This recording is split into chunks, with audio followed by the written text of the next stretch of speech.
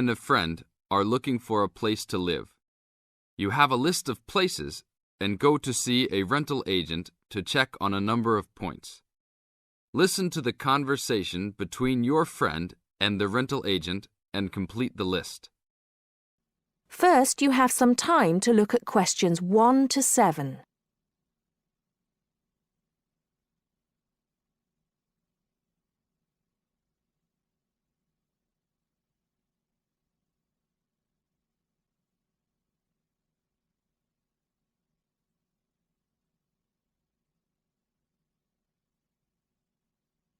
Now listen carefully and answer questions 1 to 7.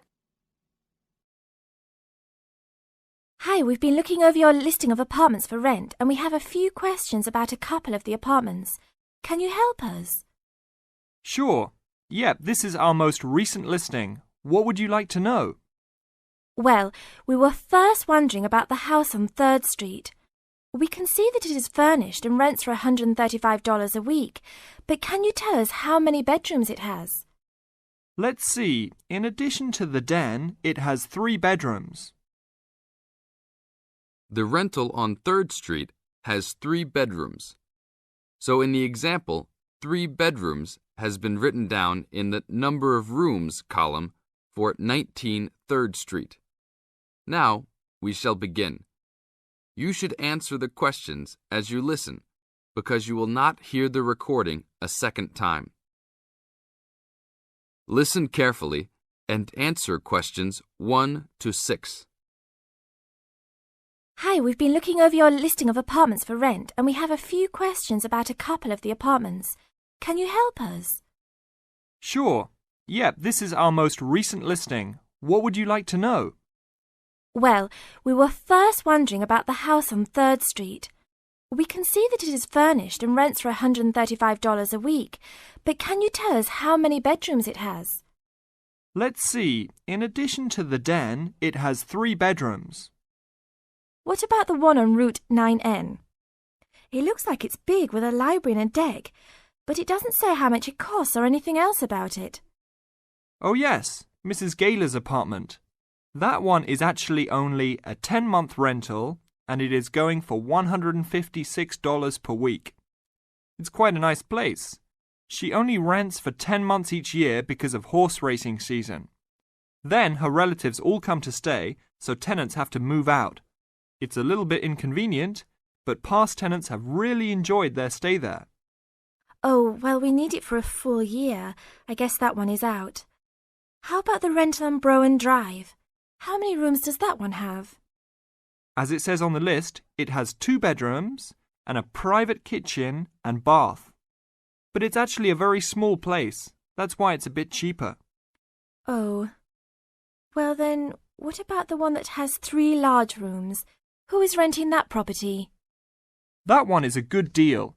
Mr. John Smith is renting it. But he's quite eccentric and he has a strict rule about no pets. How about cats? Nope, absolutely no pets. Well then, how about this studio apartment rented by Mr. Bo Jensen? How is that one? That ad is actually a bit deceptive. The studio apartment is the whole upper floor of an older house.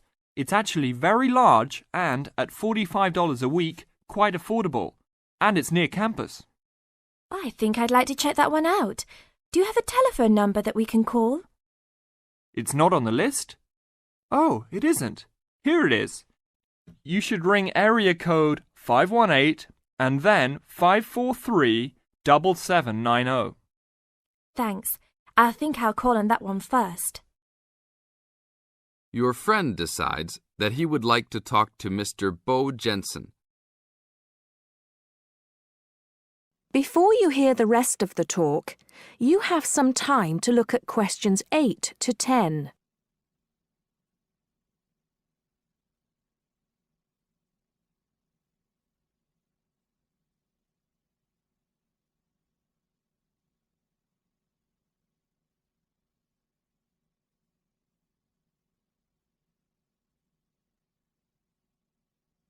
Now listen and answer questions 8 to 10. Hello. 1512, Route 9. Yes, is this Mr. Jensen? Yes, it is. Can I help you? Yeah, we're studying here at university and we came across the rental information for the studio apartment that you are renting. Is it still available? Yes, of course. I actually just placed the ad and you're the first person to call. Is there anything you'd like to know about it? Yes, actually there is. As students, we are on the internet a lot, and we heard that some homes in the area have high-speed connections. What type of connection do you have there now? Oh, that's an interesting first question. But I guess I have heard that too. But we just have a phone line here. Nothing fancy. I think you can have a cable line installed, but it's just a phone line for now. Okay, well maybe we can do that. What type of heating does the apartment have? Now there's a more traditional question. We have oil heat here. It's an older house. That tends to be a little more expensive during the winter, right? Yeah, but there's nothing to do about it. It would cost too much for me to put in a gas heater. What else would you like to know about the apartment? Well, we heard it was quite big. Is it furnished? Actually, yes. I should have put that in the ad. It has an old couch and a couple chairs, a dining table, refrigerator, stove, and even a dishwasher. Does it have any beds? Yep, it has 2. That sounds great. When is the apartment available? You can have it tomorrow night if you want. I just have to clean up a couple things before you get here. Do you want to come over and see it first? No, it sounds fine to us. I actually know the street too, so I know the area. We'll take it. That is the end of part 1. You now have half a minute to check your answers.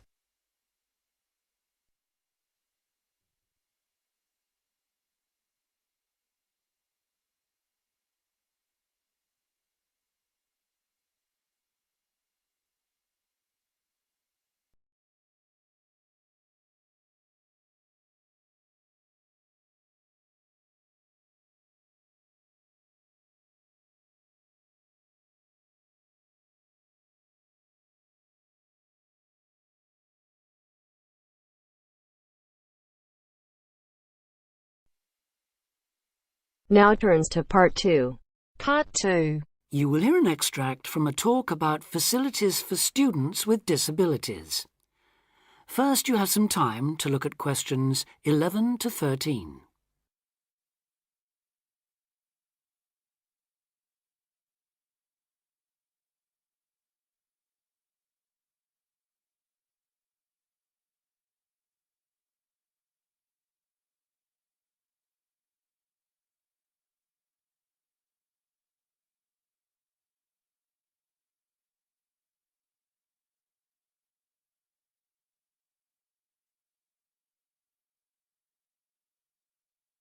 Now listen carefully and answer questions 11 to 13. Welcome to Student Times, the programme with all the latest on what's happening at universities around the country. Today we'll be discussing disabled applicants and the kind of support they can expect to find, or not find, at the university of their choice. With me to tell us more is Student Disability Advisor Sally Taylor. Good morning, Sally. Good morning, Hugh. I'd like to start by pointing out that although 1 in 4 people has some kind of disability, the proportion among students is much lower. This is partly because most students are under 25 and many people only develop their disabilities as they get older, but it's also because some universities don't do much to encourage access.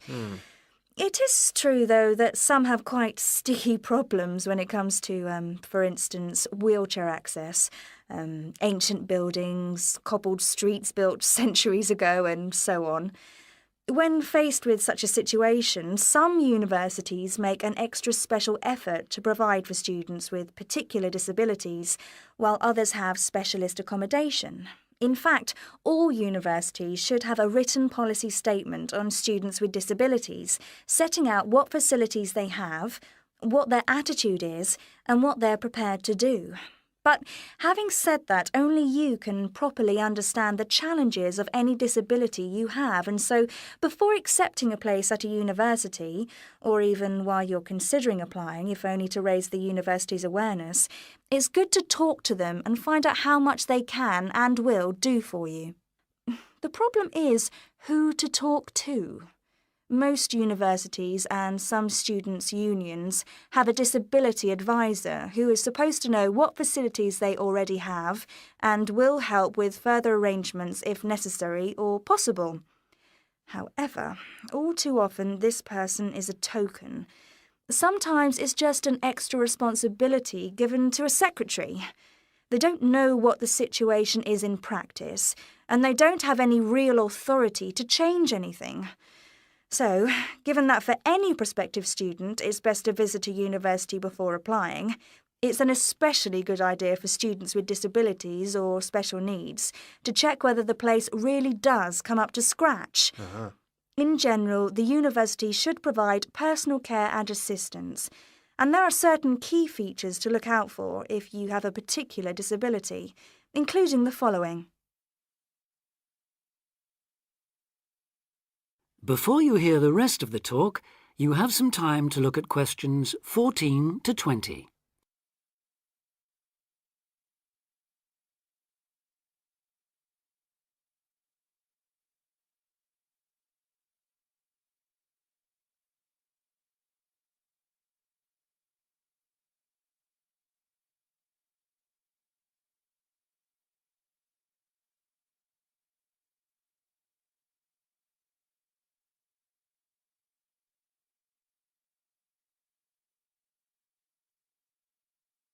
Now listen and answer questions 14 to 20.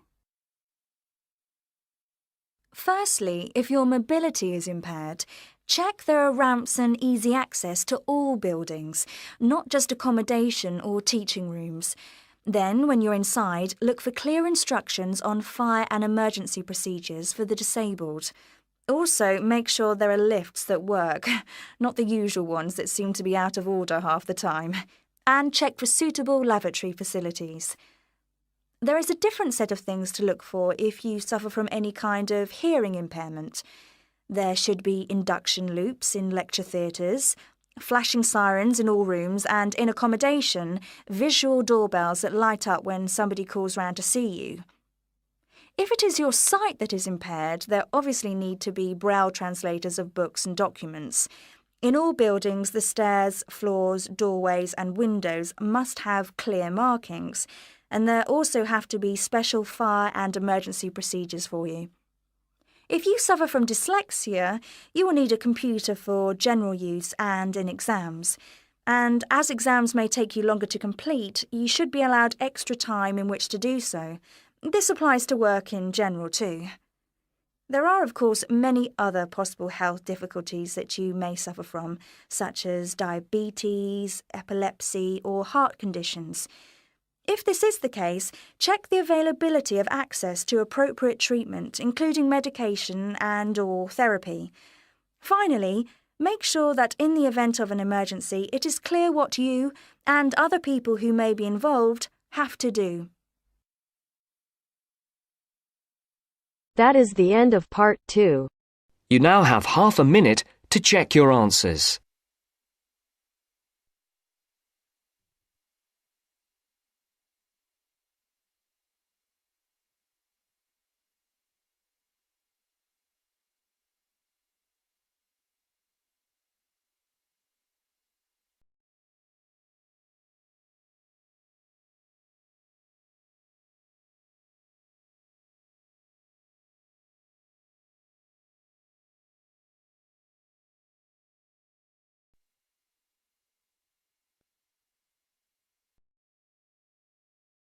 Now turns to part 3. Part 3. You are going to hear a conversation between an interviewer and a professor. First, you have some time to look at questions 21 to 26.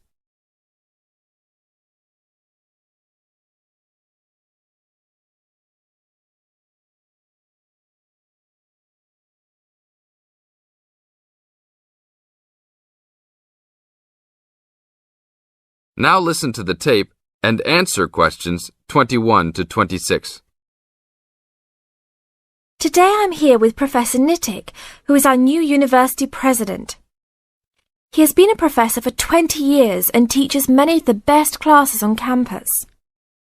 I know many of you have had him as a teacher and know of his brilliance. Good morning, Professor Nittick. Thank you for stopping by the student station. Thank you for having me here. It is always great to get to meet many of the students who are involved with our school. I haven't been here since 2 years ago. Yes, I remember at that time you were still teaching every semester. 2 years later, you're only teaching every once in a while. But it seems like you are still always busy. The administration world is just as busy as the teaching world for you. How do you stay in touch with the university, even with the change in your everyday duties? I try to stay in touch with what is popular with the university students. I usually spend time with as many students as I can.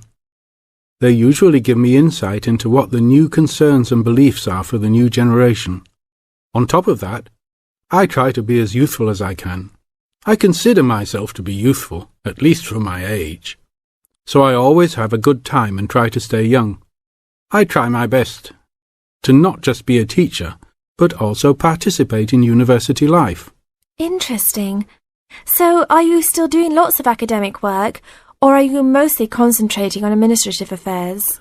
Well, I mostly do administrative affairs now, but that doesn't mean that I still don't have a very deep interest in academic matters. I often visit other campuses around the world and meet other professors in my field. I learn the most by travelling and seeing the different places of the world and the different fields of thought. I even did a television programme last month in Manchester. Will you be on television any time soon then? Well, you can call the television station and see if I will be on television any time soon. Maybe I will be on the news report. I don't think it is really that significant, though. Oh, really? That sounds great. I will remember to look out for you. Let's move on. With all your busy travelling recently, how do you find time for your personal life? I try to keep my university life separate from my personal life. Sometimes it's hard to find time to just take my wife and 3 kids out for a family dinner, but usually we all manage to get together every few days. I'm taking a few weeks off next month to take my family down to South America, to Brazil for a few days. I can't wait to just sit on the beach. Wow, that sounds like a wonderful trip. Professor Nittick, could you tell the audience a little about what goes on in an average day of a university administrator? An average day? Oh, I don't think there is such thing as an average day for me. The last few weeks I've been travelling all the time. I can be in Los Angeles in the morning and in New York by the afternoon and back to Los Angeles by the evening. Sometimes I will spend the whole week at a new university, showing the new administrators the ins and outs of running a university. Sometimes I can spend the whole day in the office on the phone. So there really is no average day for me. I guess that is because I do so many different tasks. Sorry to let all the viewers down, but that is the plain truth. Now look at questions 27 to 30.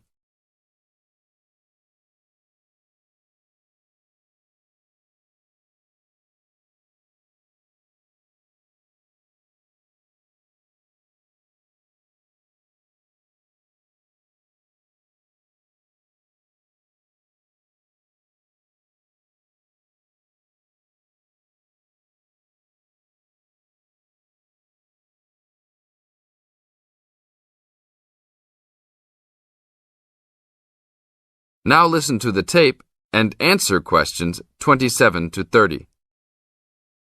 Well, I guess I can sum it up for them. You are a busy man. That is probably a good description. So, are there any immediate plans for the coming few weeks? Well, I'm in Los Angeles for the next 2 days, and then I fly to Colorado to meet a new prospective professor for our university. I will be in Colorado for about a week. Then I go to Japan for the next 10 days to meet with our university branch in Japan about record sales there. After that, I return to Los Angeles for a week, just in time for the graduation of the class of 2001. There you have it, my next month's schedule. Thank you very much, Professor Nittick. I always enjoy having you on our show. We hope to have you back on our show next time.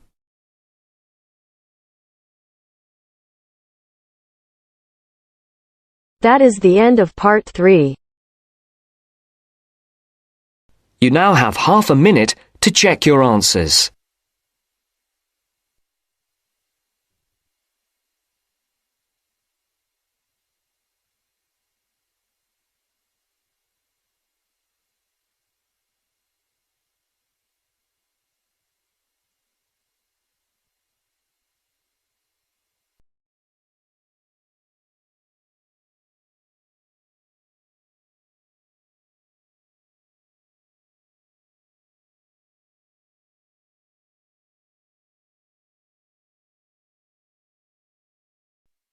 Now turns to part 4.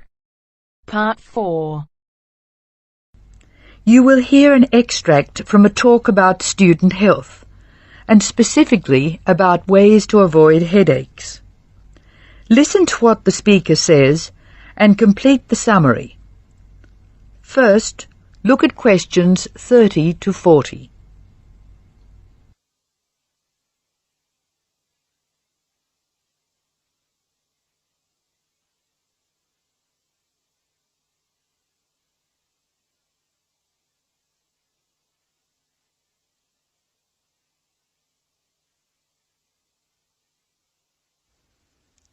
As you listen to the talk, answer questions 30 to 40. Complete the summary.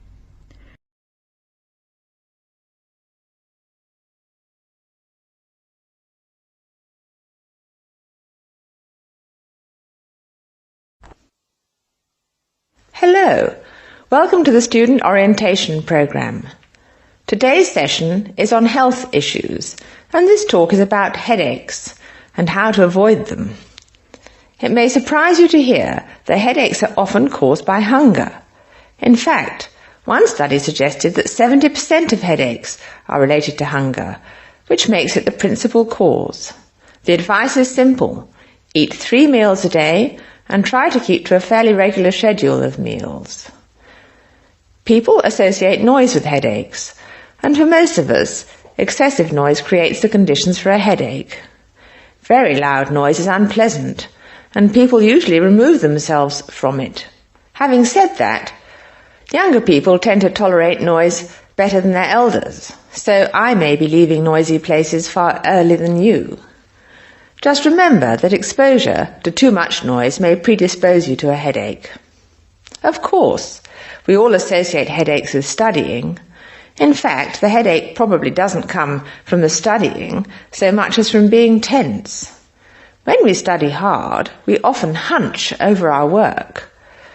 Try raising your shoulders and tensing them, and now relax.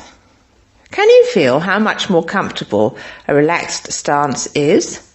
Another thing, it's very important to check that you are working in a good light. It will not actually hurt your eyes to work in a bad light, but it will make you tired very quickly, and is very likely to give you a headache. What's more, if you have the book flat on a desk in front of you, it will be harder to read, and you'll have to hold your head at an odd angle. It is wise to have a book rest, which raises the material you are reading 45 degrees to the desk. This will help reduce your chance of a headache. Try to relax before bed, so that you will be relaxed when you try to sleep. A soak in a hot bath may be helpful. It's also important to really sleep when you go to bed. A good mattress is a wise investment for people who want to avoid headaches. This talk seems to keep coming back to tension. Tension may cause you to chew too forcefully, clench your jaw, or grind your teeth, and this in turn may lead to headaches.